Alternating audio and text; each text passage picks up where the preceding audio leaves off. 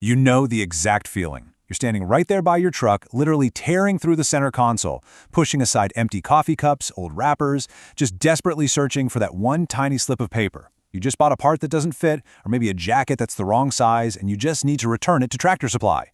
But the receipt is completely gone. Poof! Look, with retailers processing billions of dollars in returns every single year, a massive chunk of that value is lost simply because we consumers lose our proof of purchase. We have all been there, and man, it is incredibly frustrating. Welcome to This Explainer. Today, we're breaking down exactly how to handle Tractor Supply returns when you don't have a receipt. So, you've lost your Tractor Supply receipt. Take a breath, don't hit the panic button just yet. Knowing how the system actually works behind the scenes is the absolute difference between a seamless, successful return and being stuck with unwanted gear just gathering dust in your garage.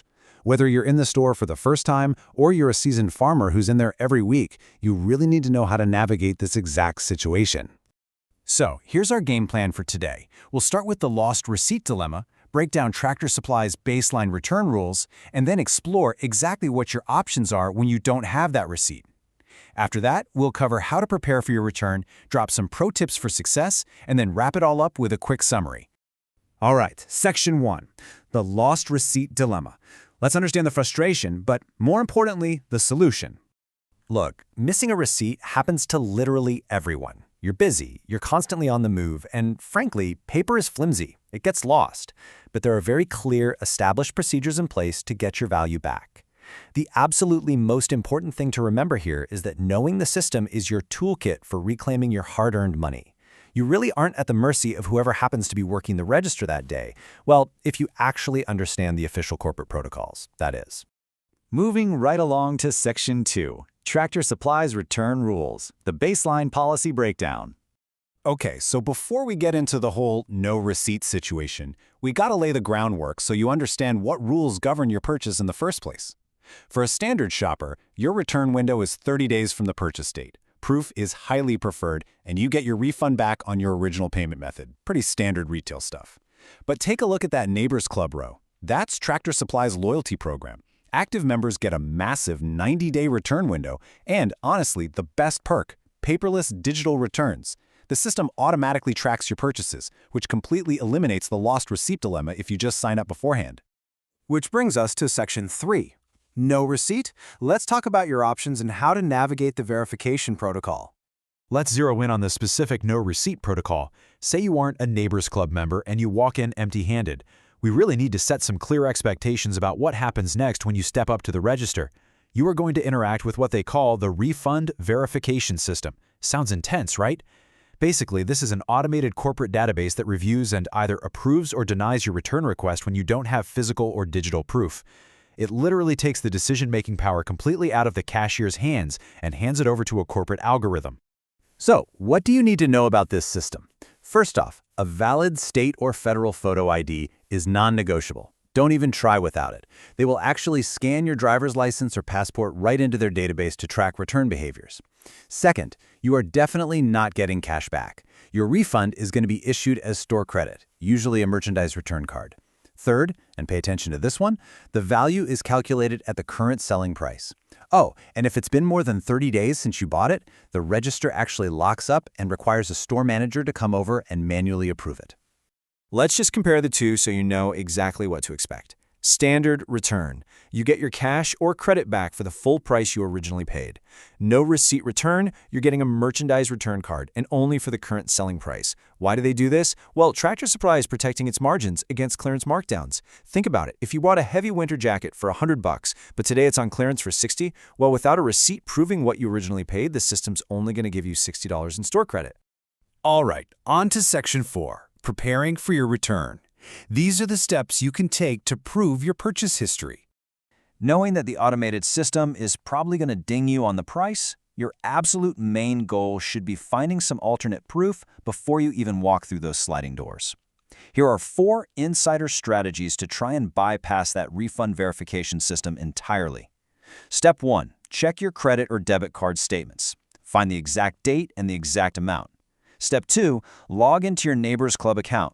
You'd be surprised how many people forget they even signed up. Step 3. Scour your email for any order or shipping confirmations. And Step 4. Visit the exact same store where you originally bought it. Just as an example, one customer reported that because they knew they were in the store last Tuesday at around 2 p.m., the manager was easily able to pull up the electronic journal on the register and just reprint the receipt right there on the spot.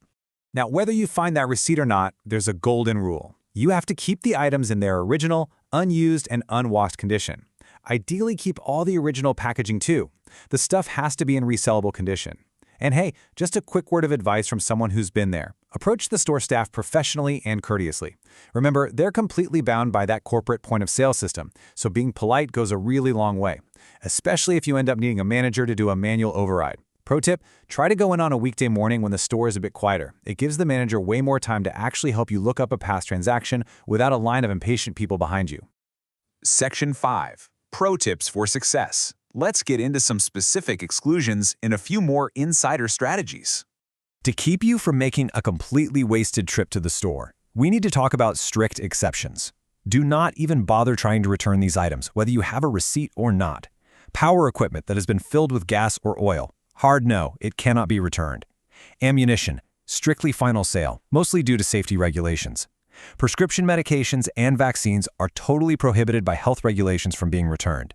And live goods, plants, or open pet food, those all have very specific, strict exclusions too. So just keep that in mind before you load up the truck. To avoid all this hassle down the road, there are a couple of great insider hacks you can start using today.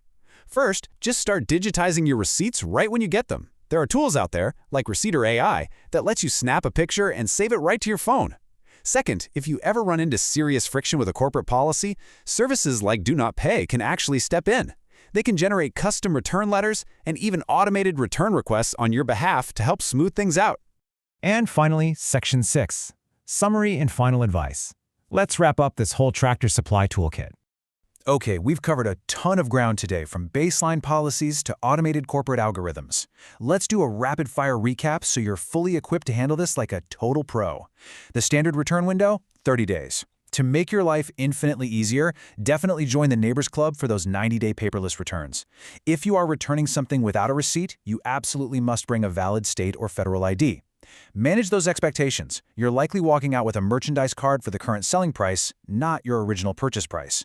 And lastly, always check for digital footprints, emails, bank statements before you head over, just to see if you can bypass that no receipt penalty. So I'm genuinely curious. I want to leave you with this question. What is your absolute best hack for keeping track of store receipts? Do you have a messy, dedicated folder in your truck console, or do you use an app? Let us all know in the comments below to help out the community. And hey, be sure to subscribe for more practical step-by-step advice on how to navigate the systems of all your favorite retailers.